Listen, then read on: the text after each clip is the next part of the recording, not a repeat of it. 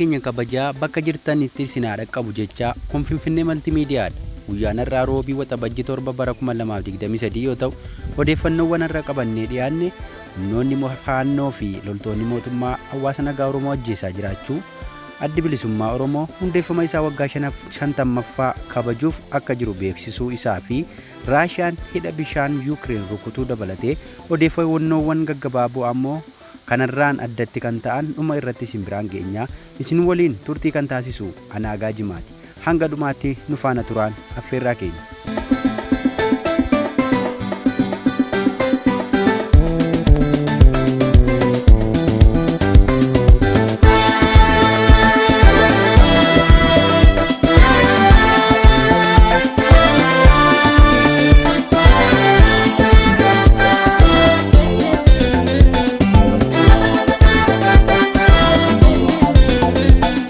Faannoo akkasuma loltoonni mootummaa hawaasa nagaa Oromoo ajjeesaa akka jiran gabaafame. Faannoon gama isaan hawaasa nagaa Oromoo irratti walitti fufiinsaan duula waraanaa gaggeessaa kan jiru yommuu ta'u, caasaaleen mootummaa uummata Oromoo meeshaa maleeyyii ajjeesuu hammeessanii akka jiran gabaafamaa jira.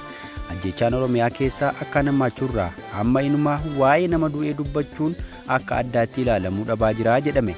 Hunduu duutii balbaleessaa irra akka dhaabbatee jirutti of ilaalaa kan jiru haalli ajjechaa naannicha keessaa dhaga'amu kan gurraaf hin tolleef kan ijaan hin tolle ta'uun gabaafamee jira.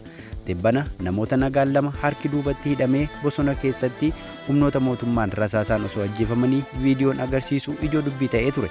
Akka maddeen odeeffannoo jedhanitti ajjechaan kun Oromiyaa godina Matakkal keessatti raawwachuu isaati himama. Gabaasni miidiyaalee irraa deddeemu akka jedhutti ajjechaan kun naannoo Benishaangul Gumuz godina Matakkal aanaa Dibaaxee ganda Giiphootti waraana mootummaatiin dargaggoota akka Mangashaa fi hiriyaa isaa waliin nama ture irratti raawwachuu himameera. Ajjechaan suukanneessaan humnoota mootummaatiin wayitti raawwatamu viidiyoon mul'isu marsaa hawaasummaa irratti ijoo dubbii ture. Namoota viidiyoo waraabamaa humnoota mootummaan ajjeefaman keessaa tokko dargaggoota akka Mangashaa dhugumaa akka ta'e boodarra gabaafame. Odeeffannoon gabaasichi ilaalchisee bahe kun dargaggoon ajjeefame aanaa Dibaaxee ganda Caancoo keessatti qabamuun waajjira poolisii Gaaleessaa jedhamutti guyyaa 2 erga hidhamee booda mana hidhaa idileetti si geessinaa jedhanii fuudhanii deemuun achis mana hidhaa otoo hin taane bosona Giiphoo jedhamu keessatti achi rasaasaan ajjeesuu gabaafame. Namni biraa isa waliin ajjeefame Habtaamuu Ayyaanaa akka jedhamu gabaafamee reeffi namoota kanaa kaafamee akka hin awwaalamne taasifamaa turuunis mirkanaa'eera. Dabalataan tibbana godina Bahaa Wallaggaa aanaa Kiiramuu keessatti finxaaleeyyiin Amaaraa faannoon maanguddoo tokko ajjeesuun loon hedduus ooffachuun isaanii himamee jira.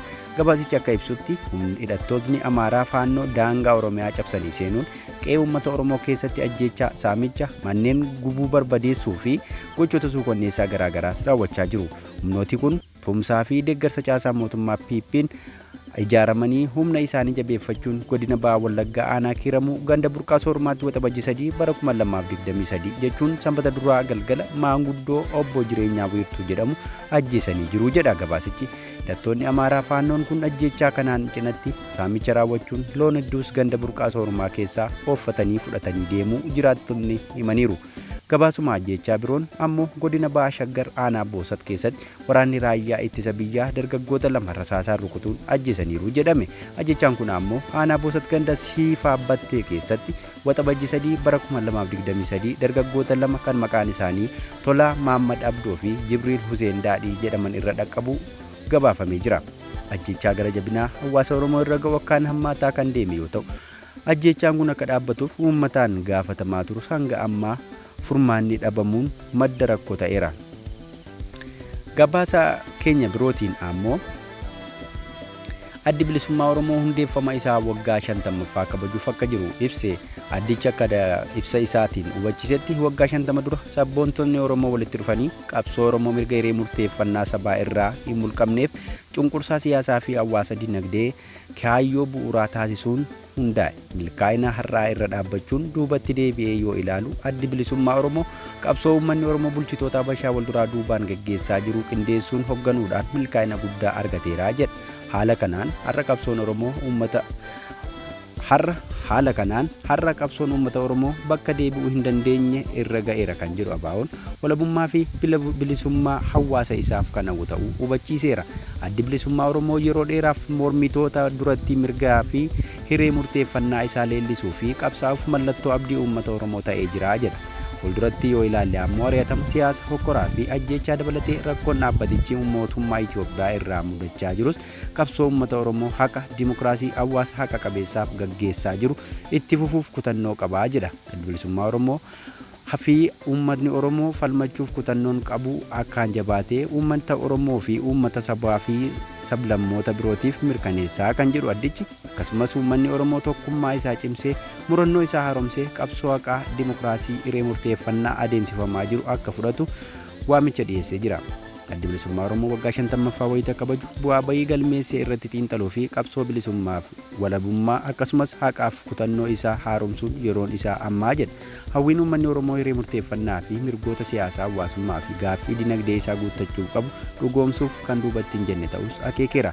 Kabaja ayyaana hundeeffama waggaa 50ffaa kanas Golden Jubilee jechuun kabajachuuf akka jiru addi bilisummaa Oromoo ibsee jira. Yuukireen keessatti hidhi bishaanii citee lolaan bishaan mandaroota hedduu gaagaa akka jiru gabaafame. Hidhaan bishaanii Yuukireen haleellaa Raashiyaan irratti raawwate hordofee diigamuu isaatiin lolaan gandoota baay'ee irra dhangala'ee namoonni kuma hedduu qe'ee gadhiisanii baqachaa jiru jedha gabaasni bahe.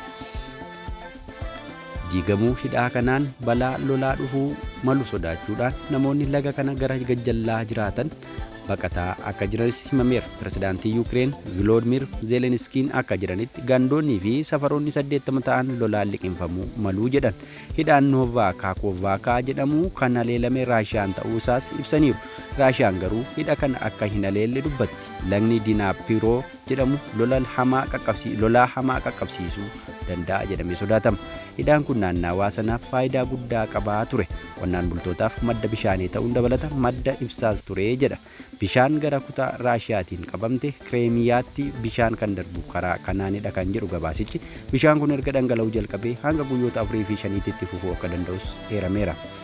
Awurooppaa keessatti madda annisaa guddichaa kan ta'e humni nuukileeraa Zaaporiiziyaa bishaan kana fayyadamuun ture kan akka qabbanaa'u ta'u maddi oduu keenya akka eerutti ammoo ammaaf garuu humni nuukilaarichaa balaan uumamaa yaaddoon jedhu akka hin jirre dhaabbanni humnoota atoomii addunyaa ibsaniiru. Magaalonni hedduun ammumarraa lolaan liqimfamaa kan jiran yoo ta'u jiraattonni osoo konkolaataa fi baaburaan naannawaa sana gadhiisanii ba'aa jiranii mul'ataniiru. Egaa dhaggeeffattoota keenya kanatti aansinee immoo oduu gaggabaaboo isin biraan geenya.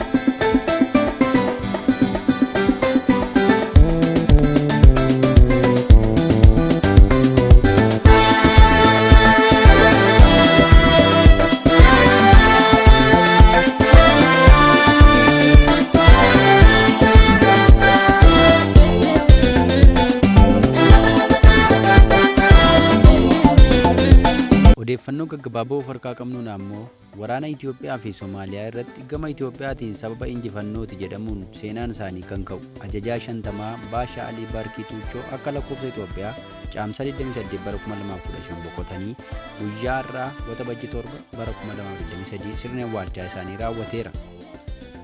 Kuweet hojjettoota Itoophiyaa irraa fudhachuuf mootummaa Itoophiyaa waliin waliigaltee mootummoonni lamaan waliigaltee irra erga gahaniin booda guyyoota muraasa booda waliigalteen hojii waloo biyyoota kana gidduutti ni mallatta'a jedhamee eegama. Mootummaan Itoophiyaa kanaan dura Beerut, Kuweet, biyyoota Eeshiyaa fi Awurooppaa waliin hojii waliigaltee eegalamuun isaa kan yaadatamudha. Oduutti aanuun naannoo kibba godina Guraageetti hawaasni qubee afaan saabaa yookaan giizii irraa gara qubee laatiniitti jijjiirratan. Naannoo kibba godina Guraageetti sabni qaabeenaa qubeen saabaa duraan barreessuuf itti fayyadamaa turan amala afaanichaa waliin waan waliin simanneef afaanichi akka hin guddanne waan taasiseef qubee afaanichaa gara laatiniitti geddaruuf murteessuun gara hojiitti seenuu ibsan. Pirezidaantii Isaayyaas Afeworqii sirna addunyaa haaraa uumuu keessatti Raashiyaan gahee olaanaa qabdi jedhan. Pirezidaantii Eertiraa Isaayyaas Afeworqii sirna addunyaa haaraa uumuu keessatti Raashiyaan gahee olaanaa akka qabdu dubbataniiru. Pirezidaantichi itti dabaluun olaantummaan ilaalcha Ameerikaa fi naatoon durfamuu kufaa akka jirus ibsan. Yeroo ce'umsaa sirni addunyaa haaraan itti uumamu keessa jirra kan jedhan pirezidaantichi yeroon ce'umsaa kunis milkaa'inaan kan darbamu ta'uu ibsan. sirna addunyaa haaraa uumuu keessatti Raashiyaan gahee olaanaa akka qabdu kan dubbatan pirezidaantichi balaaleffannaas ta'e waraana Raashiyaa irratti godhamu kamiyyuu akka hin fudhannes dubbataniiru. Pirezidaantichi dhiyeenya gara Raashiyaa deemuun hoogganaa Raashiyaa waliin dubbachuun isaaniis ni yaadatama. Lammii Ameerikaa kan ta'e qondaalli FBI osoo Raashiyaaf basaasuu qabamee hidhame mana hidhaa keessatti du'ee argamee jedhame. Umurii waggaa 79 kan ta'e Roobert Haansan basaastota Raashiyaa irraa maallaqa, daayimandii fi faayidaa adda addaan doolaara miliyoona 1.4 kan ta'u fudhateera kan jedhame.